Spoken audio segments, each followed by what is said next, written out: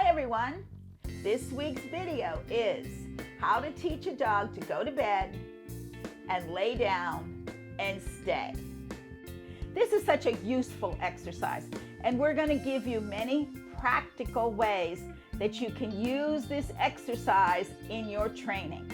Welcome to Diamond Dog Training. I'm Joyce Diamond, professional dog trainer. I have been helping people to train their dogs for over 40 years using positive, effective training tips. Remember, if you haven't subscribed to my channel, or if you're new, please subscribe and ring that bell so you'll receive all the episodes. In last week's video, you saw Nikki sitting on the bench on her mat. So I decided it was time for me to purchase an elevated bed, about 6 inches off the ground, and Nikki has never been on that bed. So we're going to put it together, and then we're going to put her mat, her bath mat, on the bed, and we're going to teach Nikki how to lay on the elevated bed, do a down stay. So let's get started.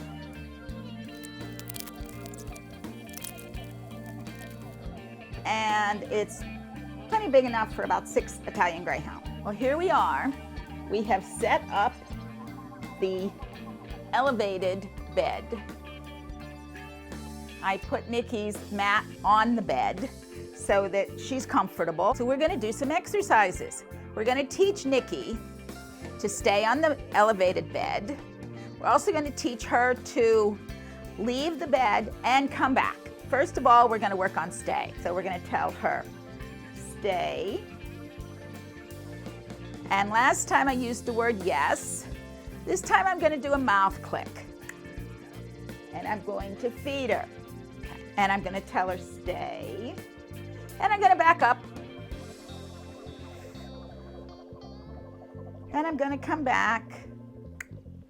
And I'm going to feed her. I'm going to tell her, stay. So this is a great way of you and your dog working together to work on stay.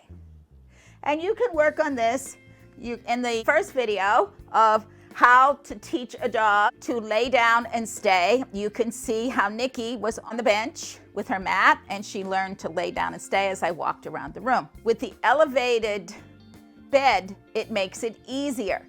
Your dog has a base. Stay. I can increase the time. I can increase the distance. I can sit and work on something. I can help the kid. One of the best uses for an elevated bed like this is to teach your dog to go to their bed when someone comes to the door, when someone knocks on the door, so that they're not jumping on visitors. So we need to teach Nikki to go to the bed. So I've been rewarding her for being on the bed. This time, I'm going to encourage her to come off the bed, and then I'm going to send her right back to it. I'm only going to be rewarding her when she's on the bed, so I may have to encourage her quite a bit to get off of it. Okay, Nick. Good girl. Okay, go to bed. Good girl. And I'm going to reward her for being on the bed. So that way, when she leaves the bed, no treats. When she comes back to the bed, lots of reward. And then I'm going to reward her again. Now this isn't actually a stay. Stay would mean that I would say free and release her. This one, I want her to know from anywhere in the house, I say to her, go to your bed. She's going to run to it, and she's going to stay there because she's going to be rewarded. So we're going to try it again. Good girl. Nikki, go to bed.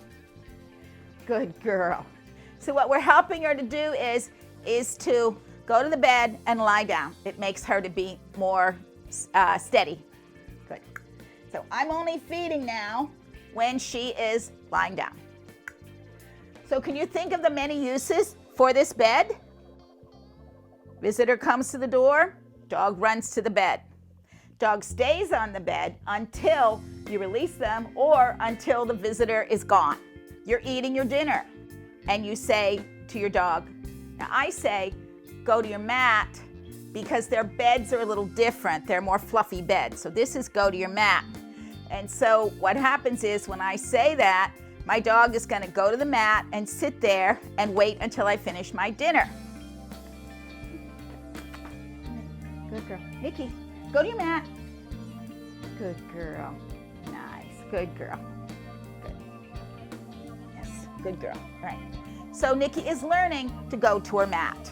You can call this go to your mat, place, or whatever words you want to use. Go to bed. It's whatever works for you and your dog. When your dog hears the command, they should run there from anywhere in the house, remain on that mat or in that bed until they're released. So let's try it. Good girl. Good girl. We're a little further away now. So we're going to say to Nikki, Nikki, go to bed. Go to bed. Good girl. And you see Nikki goes to her bed.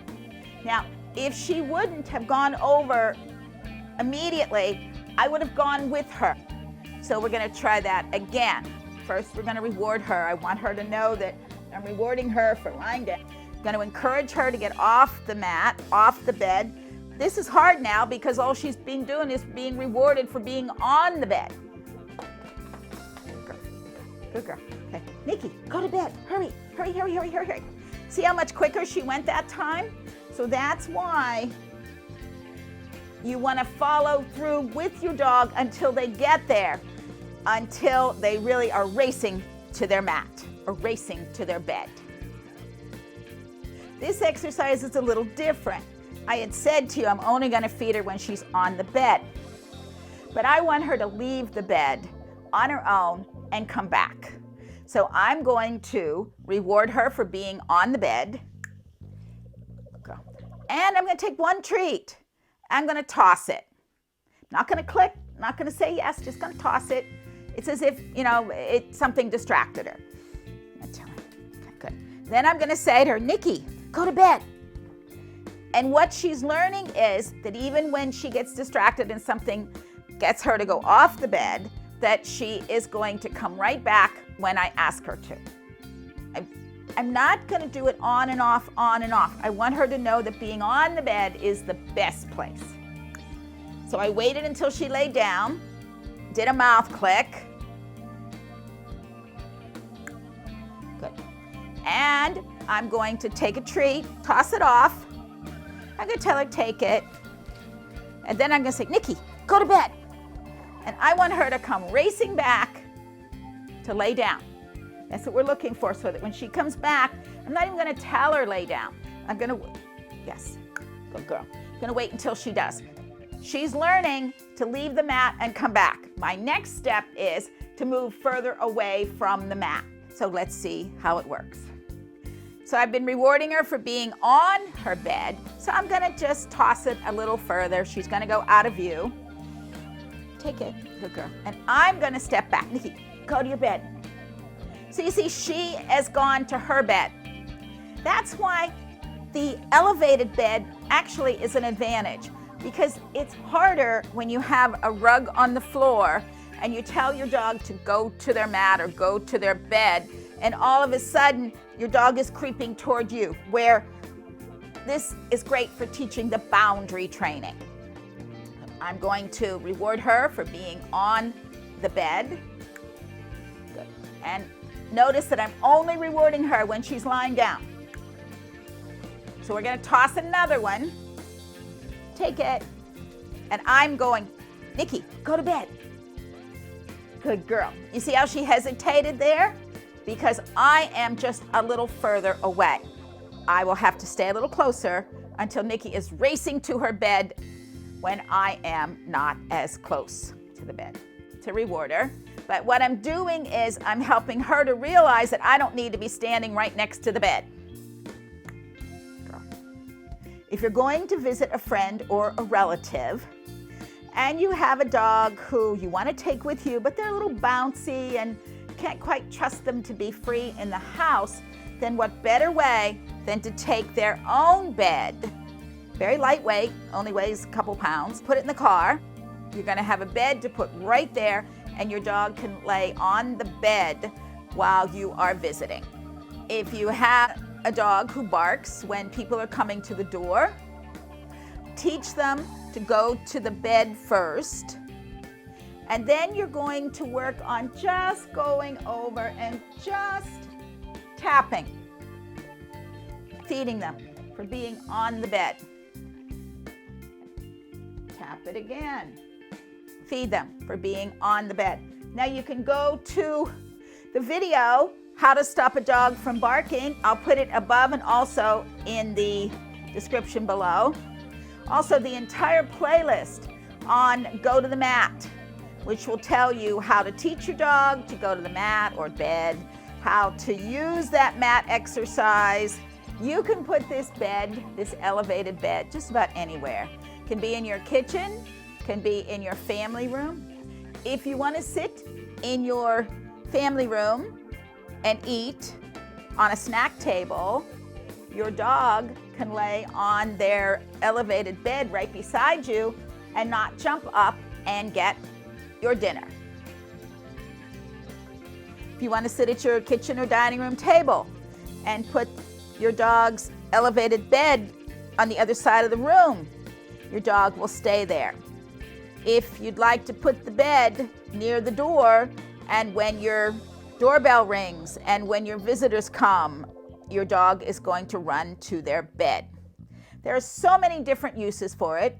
It all starts with teaching your dog to go to the mat, go to their bed, and you can see all those videos in the playlist above. I hope you've enjoyed this episode of Diamond Dog Training. Please remember to subscribe to the channel and ring the bell so you receive all the episodes. And please leave me a comment. Do you use an elevated bed for your dog? How do you use it? How did you train your dog? I'd love to hear your comments. Thanks from Joyce and Nikki at Diamond Dog Training. Bye-bye.